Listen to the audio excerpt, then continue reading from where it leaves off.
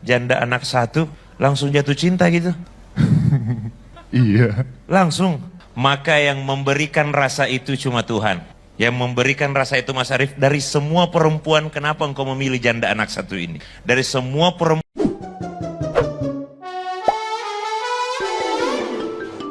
Pendakwah kondang Ustadz Syam mendadak menjadi sasaran hujatan netizen yang budiman setelah potongan video ceramahnya di acara pernikahan Natalie Holscher viral di media sosial.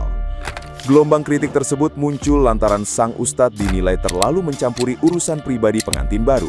Ia melarang Natalie kembali melakoni profesinya sebagai DJ dan melarangnya menerima uang saweran, serta menyarankan agar sang suami menanggung seluruh kebutuhan hidup.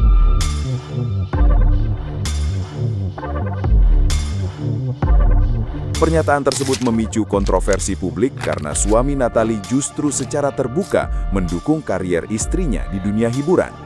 Sikap Ustadz Syam yang dinilai memaksakan pandangan nilai kewajiban nafkah tersebut memancing kemarahan netizen yang budiman hingga namanya ramai diperbincangkan. Menanggapi situasi panas ini, Natalie Holscher akhirnya pasang badan membelanya dan meminta netizen yang berbakti agar berhenti menghujat sahabatnya itu atas peristiwa di hari bahagianya.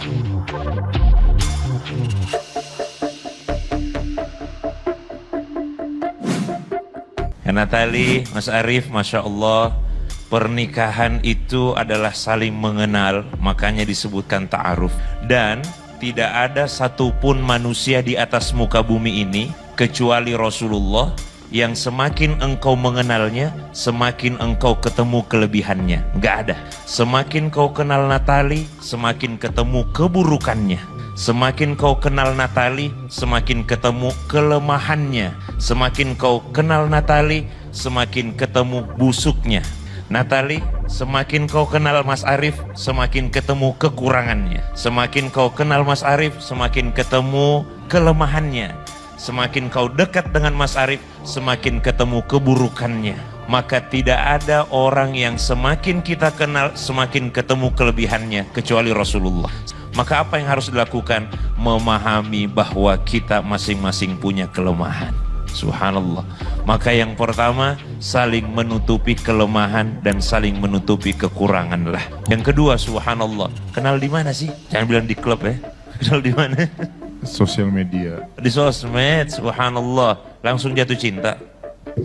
Alhamdulillah. Langsung setelah umur berkelana, tiba-tiba ketemu dengan janda anak satu, langsung jatuh cinta gitu. Iya. Langsung. Maka yang memberikan rasa itu cuma Tuhan.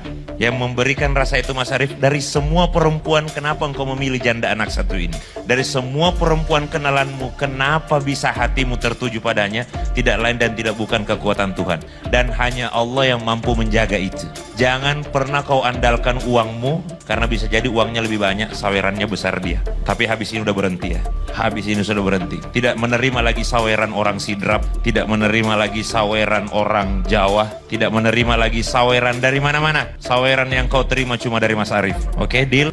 Saya berjanji. Saya berjanji Di hadapan semua orang. di hadapan semua orang, Habis ini habis ini cuma menerima saweran cuma menerima saweran dari Mas Arief. dari Mas Arief dan lainnya. Cuma menerima saweran yang halal. Yang halal dari Mas Arief. Oke, Mas Arief, saya berjanji Saya berjanji akan memenuhi akan memenuhi seluruh kebutuhan istri saya. seluruh kebutuhan istri saya. Sehingga istri saya Sehingga istri saya tidak perlu lagi nge-DJ. terus semangat berkarya.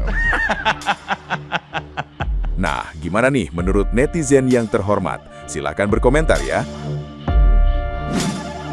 Baru kali ini ngeliat itu Ustadz nyinyir, kata gue mah Ustadz aja nggak usah pakai nyinyir ah. Yang nyinyir itu khusus gue aja gitu, nggak usah pakai gibah-gibah, nggak usah pengen cari tahu, nggak usah pengen tahu juga gitu.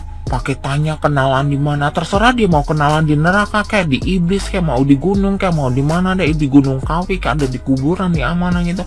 Nyinyir banget ini Ustadz, ini bentukannya Ustadz apa tukang gosip ini, kata gue emang gitu. Udah ngalah-ngalahin gue aja ini greget ini, pengen gue capek ini tuh mulut kayaknya bukan Ustadz ya gitu. gregetan lagi nanya ini kenapa pilih janda ini. Lah terserah dia mau milih janda, mau nenek-nenek, mau apain urusan kamar apa ini Ustadz. Kata gue maaf ini wit, lo kenapa sih Ustadz? Lo pantatnya bukan manggil Ustadz itu, lo pantatnya dipanggil emak lo, tukang gosip itu. Mas mau ngalahin gue, ini gosipnya ini nyinyir banget gue kalau gue ada di situ. Udah gue siram pakai air panas lo. Kata gue Kak Natali ditanya-tanya kayak gitu, itu dalam hati kayaknya gede banget ini Ustadz ini. Udah gue sumpel pakai uang ini pakai nyinyir kayak gitu. Lagian kata gue mah Ustadz itu yang bener gitu, ibadah yang bener itu, ngapain dosa diapain dicari-cariin orang lain. Lu bukan nabi, baru gelar Ustadz aja belagunya minta ampun. Udah jangan nyaingin gue tentang masalah gosip ini. Lu ibadahnya yang bener gitu. Udah gitu aja kayaknya nggak seru. Guys, kamu udah denger belum Ustadznya Natalie Holster pada saat pernikahannya dia? Wow, terlalu vulgar ya. Briefing dulu gitu harusnya. Dia harus ngomong ini, ngomong itu gitu. Masalahnya lucu ya guys. Itu sebenarnya kalau kita bicara tentang psikologis, saya nggak tahu ya tentang agama itu harus bagaimana. Tapi yang jelas, secara psikologis, ini sangat memalukan bagi Natalie.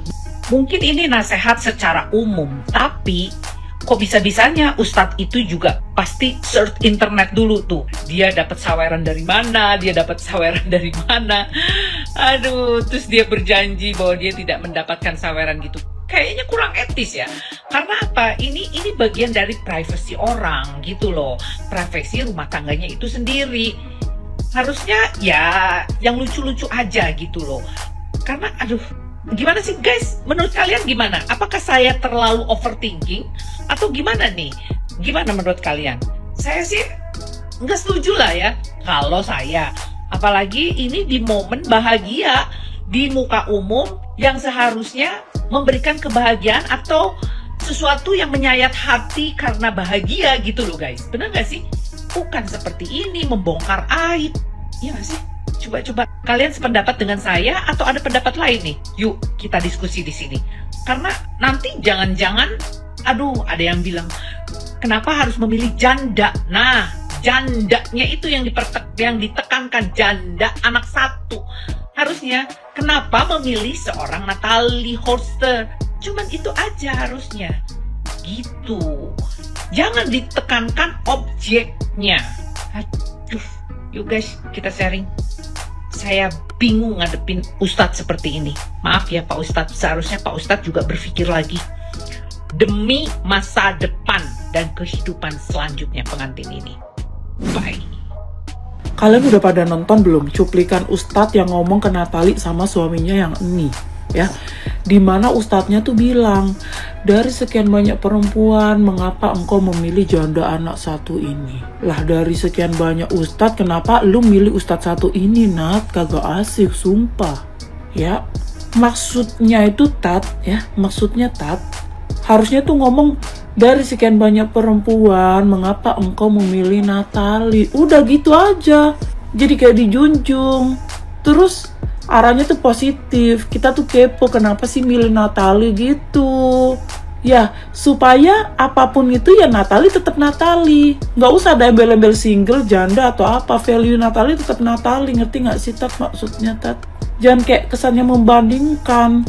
Dari sekian banyak perempuan kenapa milih janda anak satu ini, langsung kayak boom, kebanting gitu jatuhnya. Kalau memang Ustadz tuh mau nasehatin ya bahwa tanggung jawab menikahi janda itu besar, tinggal ngomong yang baik ya, ngasih tahu, bang, abang ini kan tahu ya, menikahi janda itu bukan sesuatu yang mudah ya, tanggung jawabnya besar, jadi tetap harus berpegang teguh ya, diingatkan terus niatnya dari awal sampai akhir. Apaan kek kata-kata yang lain kan banyak gitu loh Tat, kenapa harus itu sih kata-katanya yang dipilih? Terus udah gitu segala bilang begini, jangan kau andalkan uangmu karena uang dia lebih banyak dari hasil saweran. Buset kata gua. Terus dia bilang lagi, tapi sebentar lagi dia gak akan disawer lagi sama orang Sidrap, gak akan disawer lagi sama orang Jawa, pokoknya gak akan disawer lagi, gitu-gitu. Maksud gua Tat, kalau lu pengen nasehatin Natali nyuruh berhenti DJ, berhenti nerima saweran di belakang, bukan di depan halayak ramai begini. Ya jatuhnya tuh mah kayak nggak etis, ya nggak etis. Masa ini di momen romantis tiba-tiba bahas saweran, please, ya ampun. Ya harusnya di momen ini orang tuh saling meneteskan air mata karena terharu. Ini malah jatuhnya saling lirik kanan kiri, mau julid.